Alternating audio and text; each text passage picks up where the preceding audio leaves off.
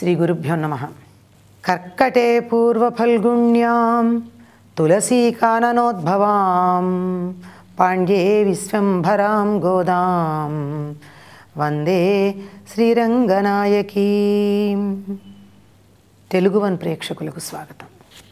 8వ నాటి ఉదయం గోదాదేవి ఇంకా తమతో రాకుండా ఆగిపోయినటువంటి సఖిని వెనక్కు వెళ్ళి మరీ పిలుచుకొని వస్తూ చెప్తూ ఉన్నది ఈ పాశురం. ఇప్పటికే తూర్పు తెల్లవారిపోతూ ఉన్నది. తూర్పు తెల్లవారుతోందంటే సూర్యోదయం అయిపోయిందని కాదు, తెల్లవారబోతోంది అన్నదానికి సూచనగా తూర్పు దిక్కులో ఉన్న నలుపు విరిగి కొద్ది కొద్దిగా తెలుపు వస్తూ ఉంది అని అర్థం.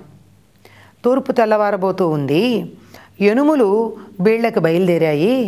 ఎనుములంటే బర్రెలు, గేదెలు. ఇవి మేత కోసం బయలుదేరి వెడుతూ ఉన్నాయి. అందరూ స్వామిని సేవించుకునేటందుకు దేవళానికి వెడుతూ ఉంటే నేను మాత్రం ఆగిపోయిన నిన్ను పిలవడానికి వెనక్కి వచ్చాను. తొందరగా బయలుదేరరా. ఎందుకు అంటే కేసిని సంహరించినటువంటి స్వామిని మనం చక్కగా కీర్తించినట్టయితే ఆయన మనకి పర అనేటటువంటి వాయిద్యాన్ని ఇచ్చి మన్ని అనుగ్రహిస్తాడు. అంతేకాదు మనం వెడితే అయ్యో మీరొచ్చారా నా కోసం, నేనే మీకోసం వస్తాను కదా అని కూడా అంటట. అంటే భగవంతుడికి భక్తుల పట్ల ఎంతటి కారుణ్యం ఉంటుందో చూడండి. భక్తుడు ఒక్క అడుగు భగవంతుడి వైపు వేస్తే భగవంతుడు 10 అడుగులు భక్తుల వైపు వేసి తన దగ్గరికి చేర్చుకుంటాట. అంతటి కరుణామయుడు. శ్రీకృష్ణుడికి ఉన్న ఈ కరుణార్ద్రమైనటువంటి మనసునిక్కడ గోదాదేవి ఆవిష్కరిస్తూ ఉంది.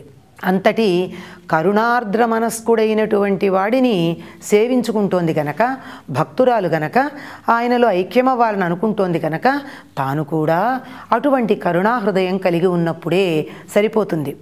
తనకు ఎవరినైతే చేరుకోవాలనుకుంటున్నారో వాళ్లకుండే లక్షణాల్లో కొన్నైనా తాము అలవర్చుకోవాలి.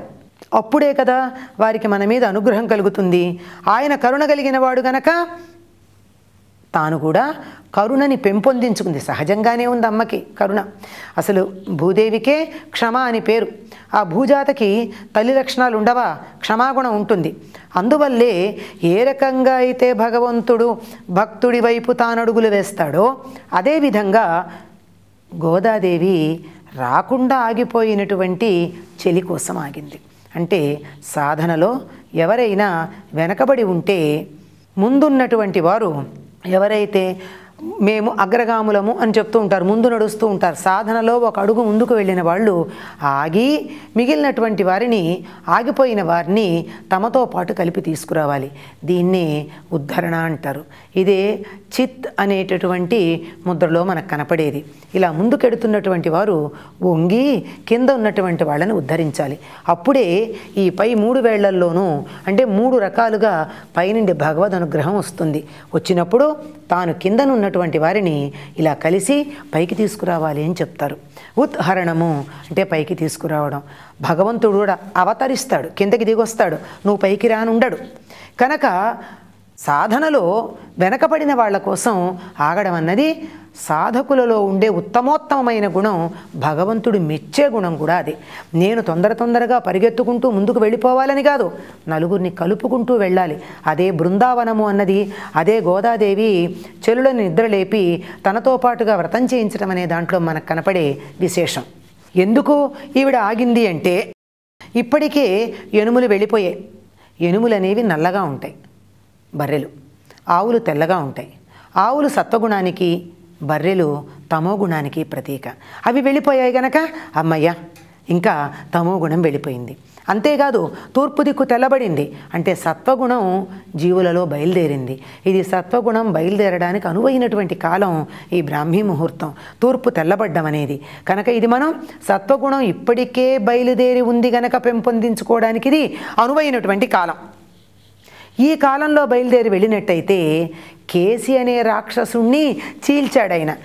ఎక్కువగా మనకి కేసిదమనుడు, కేసిని సంహరించినవాడు అనేటటువంటి నామాలు మనకి గోదాదేవి విరచిత పాసురాల్లో కనపడుతూ ఉంటాయి. అంటే కేసి సంహారం అంటే ఇలా చీల్చినటువంటిది ఏదైతే ఉందో ఇది గోదాదేవిని బాగా ఆకర్షించుకున్నటువంటిది. ఎందుకు చేశాడు ఆ పని అయినా అంటే, ఆ కేసి అనబడేటటువంటి రాక్షసుడు గొల్లపల్లెలో ఉన్నటువంటి వారందరినీ కూడా బాధిస్తూ ఉంటే అక్కడ ఉన్న గోపికలందరికీ రక్షణ కల్పించటం కోసం అని చెప్పి కేసిని సంహరించాడు. అంటే కేసి సంహారం రక్షణకు సంబంధించింది. నిజానికి అందరూ రాక్షసుల్ని సంహరించటం కూడా భక్తుల్ని అంటే అప్పుడు రేపల్లెలో ఉన్న వాళ్ళని రక్షించటానికి చేసినటువంటి పని. అయితే కేసి సంహారాన్ని ప్రత్యేకంగా ఎందుకు చెప్తున్నాడు అంటే, కేసి అనేది మనలో ఉండేటటువంటి అహంకారానికి ప్రతీక. బలి గురించి చెప్పినప్పుడు చెప్పుకున్నాం, అహంకార మమకార అవిద్యల యొక్క సమ్మేళనం. ఇది అహంకారానికి ప్రతీక. అహంకారాన్ని చీల్చి చెండాడి మనకి పర అనే వాయిద్యాన్ని ఇస్తాడు. మనం వెళ్ళినందుకు ఆయనే నొచ్చుకుంటాడు, అయ్యో నేనే వచ్చేవాడిని కదా అని. అటువంటి స్వామిని సేవించటానికి వెళ్ళే సమయం అయింది. మనం అలా సేవించినట్టయితే జగతికి మంగళం అవుతుంది. మనం స్వామిని సేవించుకుంటే ఏం జరుగుతుంది? మనం ఉద్ధరించబడతాం ఒకటి, దానితో పాటుగా లోకానికంతా శుభం కలుగుతుంది. ఎందుకు అంటే ఆ కేసి మదనుడు మనకి పర అనే వాయిద్యాన్ని ఇస్తాడు. ఈ పర అనే వాయిద్యాన్ని గురించి మనకి ఈ పాసురాలన్నింటిలోనూ కనపడుతుంది. ఇది ఒక రకమైన ఓంకారం లాంటి ధ్వనిని ఇవ్వగలిగినటువంటి వాయిద్య విశేషం. ఇలా కొట్టి లేక ఇలా దేంతో కర్రతో ఇలా అని చేసేటటువంటి వాయిద్య విశేషం ప్రస్తుతం మనకంతగా వాడుకలో కనపడదు. ఒకప్పుడు ఉత్సవాలన్నింటిలోనూ కూడా ఈ పరవాయిద్యాన్నే అంటే భగవద్భక్తి సంబంధమైన భావనని ప్రేరేపించడానికి పరవాయిద్యాన్ని వాడుతూ ఉండేవారట. ఆ వాయిద్యాన్ని ఇస్తాడు అని పైకి వ్రతానికి అనుకూలమైనటువంటి పరిస్థితిని కల్పిస్తాడని చెప్తూనే పరని ఇస్తాడు అంటే పరస్థితిని మనకి ఇస్తాడు. లౌకికమైనటువంటిది కాక పర లోకానికి సంబంధించిన స్థితిని అంటే ముక్త స్థితిని ఇవ్వడానికి సిద్ధంగా ఉన్నాడు. నువ్వు త్వరగా లేచి వచ్చినట్టయితేనే భగవంతుడు మన అనుగ్రహిస్తాడు అని చెప్పి చెలిని నిద్రలేపుతూ ఉన్నది గోదామాత. నీళాతుంగస్తనగిరితటీ సుప్తముద్బోధ్య కృష్ణం పారార్జం స్వం శృతిశతశిరసిద్ధమధ్యాపయంతి స్వోచ్ఛిష్టాయాం స్రజినిగళితం యా బలాత్కృత్య భుంక్తే గోదా తస్యై నమ ఇదమిదం భూయ ఏవాస్తు భూయః. స్వస్తి.